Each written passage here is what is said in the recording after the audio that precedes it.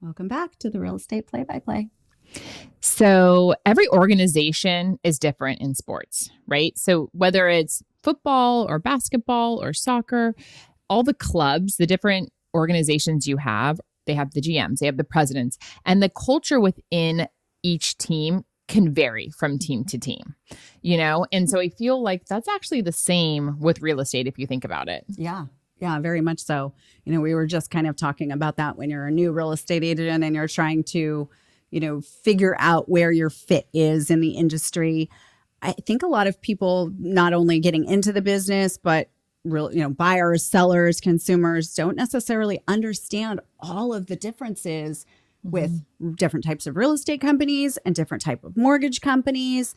So let's dive into that a little bit. Let's start with the mortgage side. Okay. Because I really think consumers think that all mortgage companies are the same.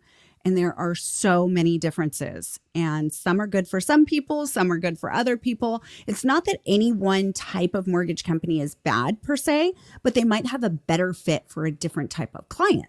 So I think that's really important that consumers know about that. So I think what's the difference? I think let's start off with what's the difference between a mortgage, because I get this question a lot on my end for you. Yeah. What's between a mortgage company and a bank? Yeah. Okay. We're going to try to simplify this a little bit because it's because complicated. You can get loans from both places. Yes, 100%. You could go walk into a large bank and they will have mortgage products available to you. So important to know that those banks are typically servicing and keeping those loans themselves. So they have a little bit of flexibility in what types of loans they can do because they're kind of making the rules, right? They're lending their own money, so to speak, their own investment money. And they do have some flexibility on types of mortgages that they offer. Now, when you walk into a bank and you talk to a loan officer, those loan officers work directly for that bank. They are paid directly by that bank, either commission or salary. But generally speaking, they do not hold a state license. So generally speaking, those loan officers, they're registered into the National Registry System for loan officers, but they don't have to pass any tests. They don't have to really answer to anyone other than the bank that employs them. Okay. They may only know about the products their bank offers, because they simply are not licensed to even know about other products or have been trained in it. Now, sometimes they do, but most frequently, you're going to get information about only the options that bank has to offer. Now, banks are generally a great option for people who have large amounts of assets at that bank. That bank is motivated to keep you coming into their facility, right? So if you have money there, they'll often offer you really aggressive interest rates in order to kind of keep you coming back. It keeps you tied into their bank in just another way. And I feel like banks kind of have their own little niches, right? 100%. Yeah. So. Yeah. Community banks will do more unusual community stuff. Bigger banks will often do like jumbo loans that are higher dollar amounts very well. But if you have money there, usually the place to start is checking with your bank. But always, always, always cross compare, because those loan officers don't know what else they don't know. So then that kind of takes you into more mortgage companies. So sometimes these are referred to as correspondent mortgage companies. Usually you're just going to see it as like a mortgage company. You're talking names like, Supreme Lending and Cross Country and Guaranteed Rate. Companies that don't have a bank attached to them. So like you can't walk into a bank and open a checking account with them, but all they do is mortgage. And then they're selling their loans, right? So basically they are set up so that they make the loans. Normally they're making Fannie Mae, Freddie Mac, FHA loans, which are kind of the big names in mortgage. They're making those loans. They're underwriting them and approving them themselves. They are funding them themselves. They have like giant credit lines and they close the loans themselves. And then as soon as it closes, they sell it off to an end investor. Now, the thing to know about this is sometimes because they have end investors to answer to, and they're ultimately responsible for making sure that loan meets all of the end guidelines, they usually have things called overlays.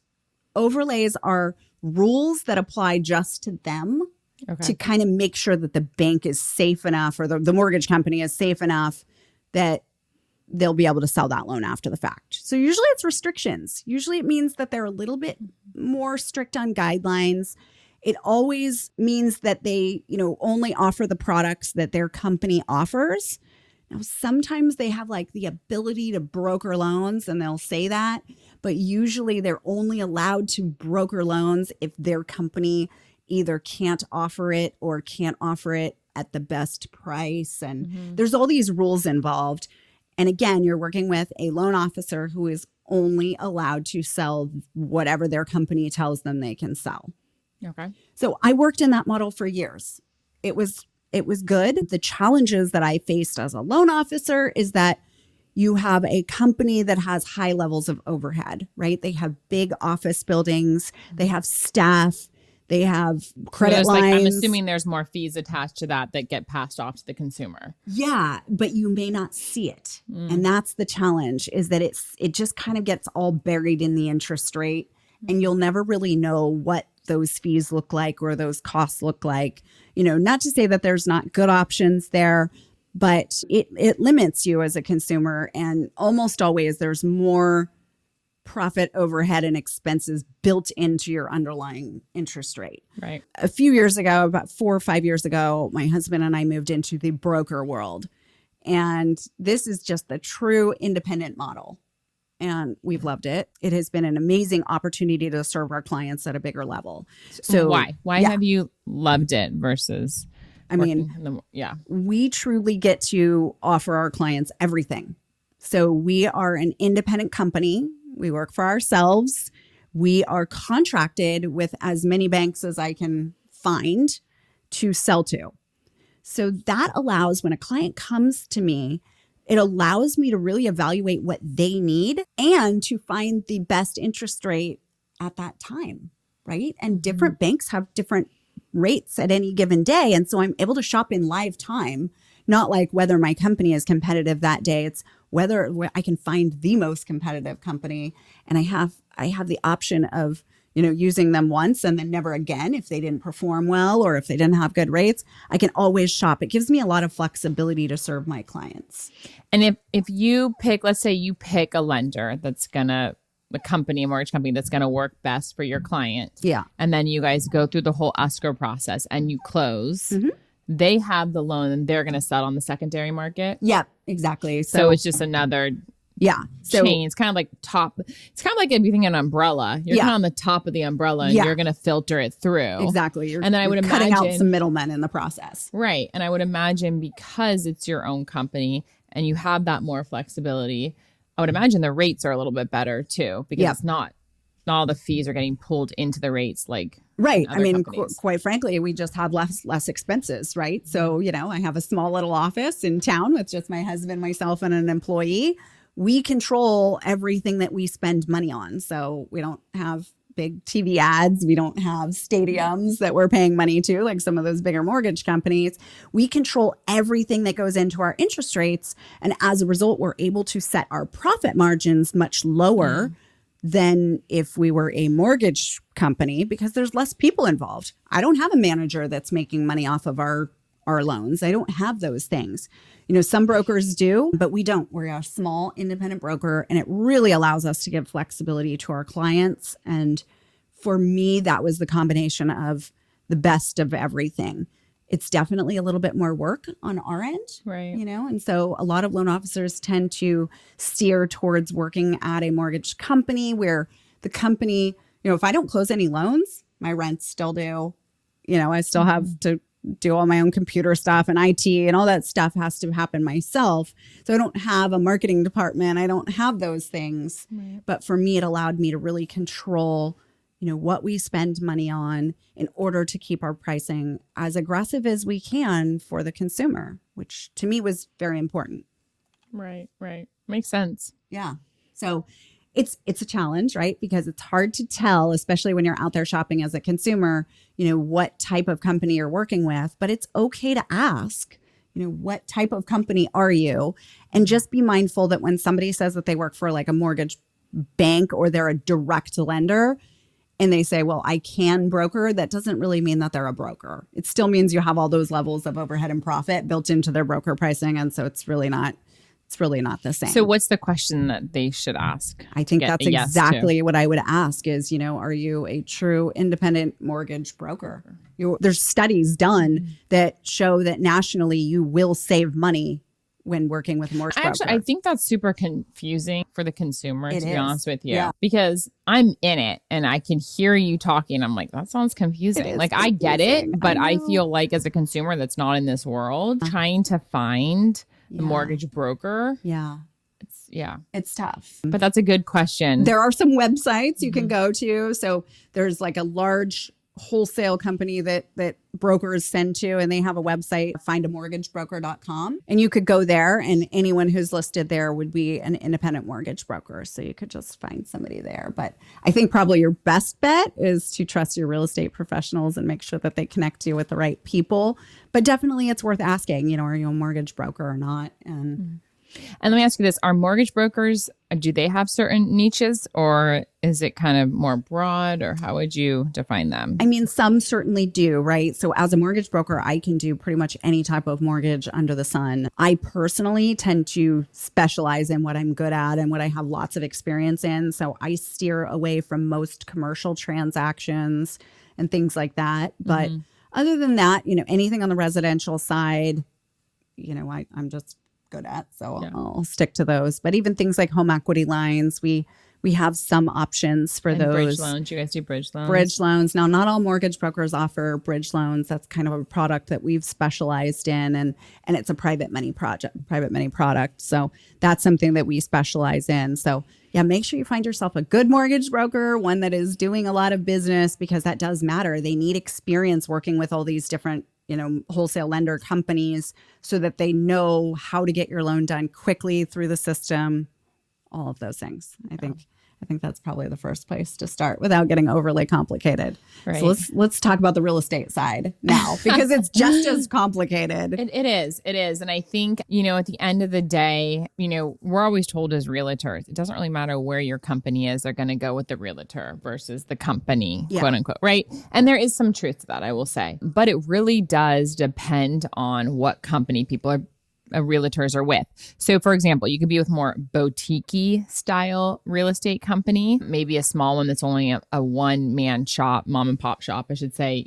There's also nationally and worldwide companies like Coldwell Banker who I'm with. Right. So I think as a realtor, when you're getting into the industry, picking what company you should be with, just like in sports, the culture is going to be different at every real estate agency that you go to. So I will say when I got into the business, which I was first in mortgage lending actually for many years. And then when I transitioned over to getting my real estate license, my now 13-year-old son was 6 months. And that was, I popped him out and I thought, well, I need to do something while I'm here. Might as well just get my license. I always wanted my license. Forget taking time off. Yeah, I mean, who needs that? Yeah. I had always thought to myself, well, I'm just going to get my real estate license. I loved the world of real estate. Yeah. So I got my license, and my game plan was so when you get your real estate license as a realtor, you have to hold your license with a company. Right. You can't just get it and have it and not do anything with it. Right. That's one thing that I don't think realtors realize. Yeah. You have to hold it with a company. So they actually have to hire you and hold your license at that company. Right. So my plan was to find a real estate company that I align with, hold my license there, wait until I went through my maternity, maybe like a year or two, my kids get bigger, and then start working more, right? Yeah. I'll never forget. So a friend of mine said, you have to come talk to my company. You would love them. So I went and talked to them. Like, I'm getting my license, or I just got my license. I can't remember. I either just got it or was just getting it. And she's like, listen, you can work here and you can be a mom. And it was like music to my ears. I'd been off for a couple months. I was like getting kind of stir crazy. I was like, wait, they are totally fine with me working here and being a mom. Yeah. Like, if you're a mom first, that was good for them. They were fine with that. And, you don't really expect that going into the corporate world. Right. This had been, I would say, a more boutique-y shop, but they were number one in Marin County, which is where we live. And so I was I was actually super impressed. And I was like, okay, that kind of like stopped me in my tracks. And so they told me all the stuff they can offer. And for me, working in a local industry, I think one of the most important things that a company can offer you when you're just starting out is training. Yeah. And one of the big things they had was contract training and different classes I can take. And because really that first year of real estate, you just want to submerge yourself with education. And I think people think when they pass their real estate exam, they'll know what to do. And I mean, I don't think you learn anything you actually didn't know from the test. The test just gets you through the door. No, yeah, exactly. So as a new agent, you definitely want to find a company that's going to help train you, and yeah, you can have classes, things like that. I had a mentor that helped me that was in my classes. And so that was great. So I ended up signing with that company. I actually didn't interview with any other companies. Not something I would necessarily recommend in hindsight. I was happy it worked out for me, but I would recommend, seeing what other companies offer you. The other thing is a very big brand name, right? Huge, I mean, they were like huge. The very well-known company in town. Yeah. It was huge. And when you start off, you're not, even if you do close a transaction, your split is so small that you're not making any money. But Right. to me, when I started out, that wasn't the goal. The goal was to learn as much as I can. Yeah. But let's talk about that for a second, right? So I don't even think some people know that when you work as a real estate agent, the commission that you make on any deal, you don't get all of that. Like that gets shared with the company you work for. That's so funny because that 2.5% of commission, like if you sell a house, either on the buying side or the selling side, that literally goes to your company. So that goes to Coldwell Banker. And then they pay me. Right. After your fees, and you paid your transaction coordinator and everything else that comes out of it. Right. And as a newer agent, your split is very low. Right. So you're not making very much money. And we were just talking about this earlier. So I don't know if you guys watched the show Selling Sunset. Right. But they had an episode that I was just watching, and the agent went to her broker and said, hey, I want to get a bigger split. I come from a bigger split. I want a bigger split. And he was basically like, no, I'm not giving you a bigger split. And the reasons why she wasn't getting a bigger split is because they cap at a certain amount, that's fine. That's their brokerage. But she is a part of a brand. Right. And what your brand is comes into play in this industry. And new agents don't understand that. No. And that's something that if you can catch on to that quickly, that'll be really important in the long run. I think it's narrow-sighted, right? You think, well, I'm only going to get 50% of the commission or whatever it is, without realizing that, you'll get 50% of nothing if you don't have help, right? Like, right. I think that's awesome the way you went into it, really thinking like, I just need to get experience. Yeah. Experience and training. Yeah. And obviously, getting paid is great too, right? But getting into this industry as a new agent, I think they say you're lucky as a new agent if you do one deal your first year. The dropout rate is so high as a realtor. It's so high. It's a lot of work. Yeah. But you did far more than one. Yeah. I did around I think it was like 10 or something my first year. Yeah. I mean, so much for like staying home with my kid, right? I actually, though, to my defense, I took my kid, I had 2 at the time. Yeah. I took them everywhere. I would go door knocking. I would hand out flyers, and I took them in the wagons everywhere with me. I would go on broker tour. I would take my kids with me. I would go to open houses. Yeah. So I learned how to hustle with my kids. Right. Right. I mean, I also had help, and you have to have help. If you're a mom, you're trying to get into this industry, you have to plan on help for your 40 hours a week. You can't just, make it on 10 hours a week. Not going to happen. Now, why would somebody pick, like a smaller brokerage over one of the national brands? Yeah. So fast forward, you don't know what you don't know. Right. Right. There's that saying. So now I'm at Coldwell Banker, which is known worldwide. Yeah. And there is a lot of backing behind Coldwell Banker. And I've been so happy at Coldwell Banker. And it's just the prestige of the name, how many people, it's recognizable, has to do with the brand, right? It goes back to the brand again. It's like Coca-Cola versus RC Cola, Right. It's just recognizable. People want a higher brand, a higher level of a brand. And you're kind of your own brand. And so whoever you associate with, your company that you're with is going to be a reflection on you and what you're going to present to your clients. Additionally, I have a lot of help. We have a lot of training. We get a all marketing programs. So when I get a listing, I know exactly what program I'm putting them in. They help. I mean, it's just a world of difference, but there are definitely pros and cons with where people go. And I would say, interview the different agencies, the companies when you get your license as a new agent and figure out what's going to be best for you. Right. And then what about from like a buyer or seller's perspective? Is there any noticeable difference for them?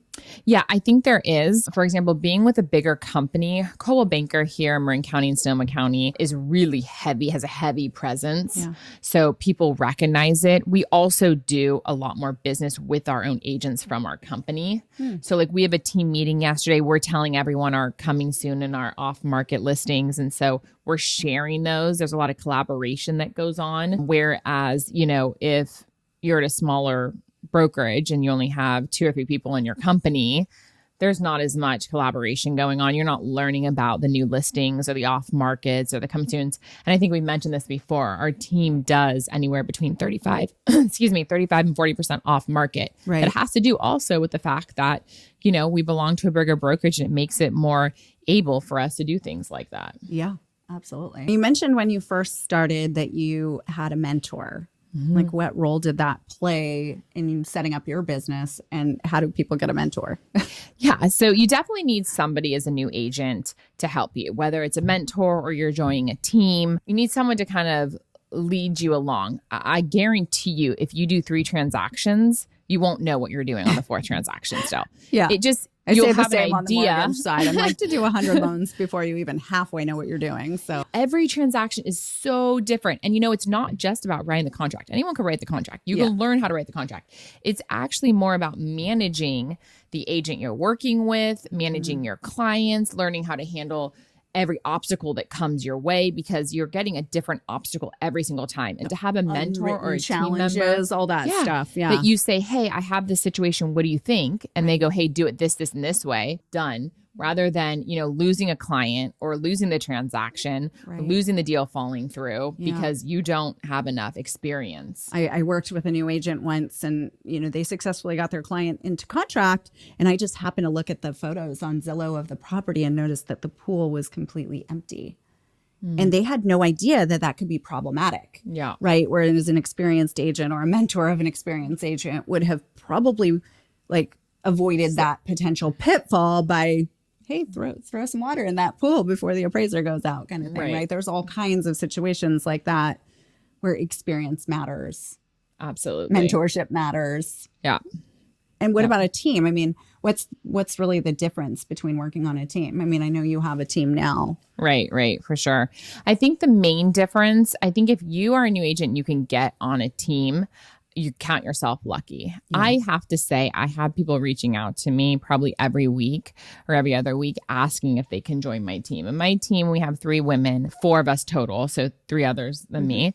And it's been wonderful. It's great. We have people to bounce stuff off of.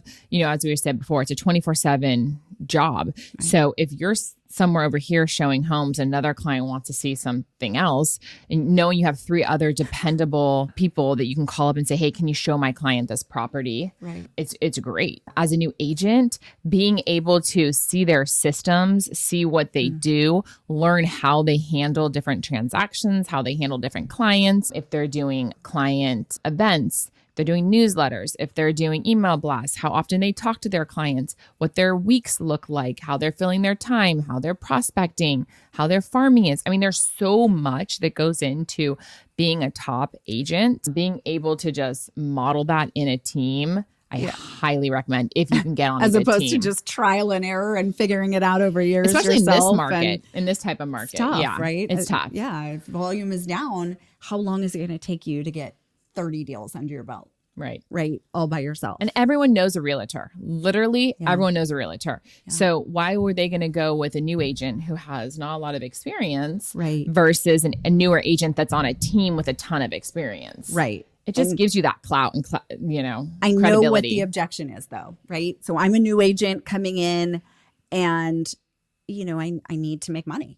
I need to make money, right? And your first reaction is, well, I make less because I'm part of a team. well, how would you respond to that? You are right? not getting in this business to make a ton of money your first year or two. You're just not. That's just not how the industry works. Unfortunately, I would say find another job then. Yeah. Find another job because you're not going to make it. It's going to be painful and it's going to be a slow death. And I would argue that, your 5-year plan is going to be exponentially higher if you 100%. take the cut initially, what feels like a cut. It's not, right? You're paying for training and experience and the roadmap. Exactly. The roadmap. Right. That is what you're paying for. And your 5-year plan will probably look much more fruitful. Exactly. You're in it for the long tough game. it yourself. You're in it for the long game. Yeah. And I think as a new agent, you got to figure that out. Are you Yeah. in it for the long game? Yeah. Or are you trying to get rich quick? Because this is not the industry where you get rich quick. Not in this market anyways. Right. Yeah. Right. There's so much to know. Yeah. Crazy. So much. Crazy. I think that's a wrap for today. Sounds good. The real estate play-by-play. Cheers. Cheers.